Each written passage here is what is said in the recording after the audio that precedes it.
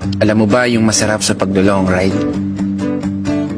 Yun ay ang pakiramdam na malaya ka. Panandali ang lalayo at sandaling kakalimutan ng mga problema na palaging mong daladala. Kasama ang mga kaibigan, asawa, nobya o kahit pa nag-iisa ka. Sulitin mo yung biyahe at busugin ang iyong mga mata.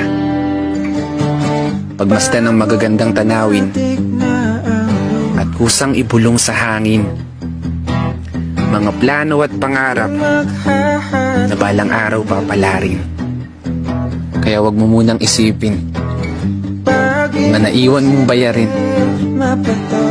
Saka mo na lang problemahin pag uwi. Pero seryoso, ito yung oras mo para sa sarili mo. Oras nyo ng mga taong mahal mo sa buhay, kaya sulitin mo ng todo. Di natin kailangan magmabilis. Makakarating din tayo sa dulo. Enjoyin muna nating pagmasdan ang ganda ng mundo. Santabi muna yung stress, tungkot. Huwag nang mag-isip na kung ano-ano. Maging masaya lang tayo. At sulitin ang mahabang paglalakbay nang may bakas ng ngiti sa mukha mo. Kaya isang pagpupugay para sa lahat ng mga kapatid na motorista na patuloy sumasabay sa hamon ng buhay.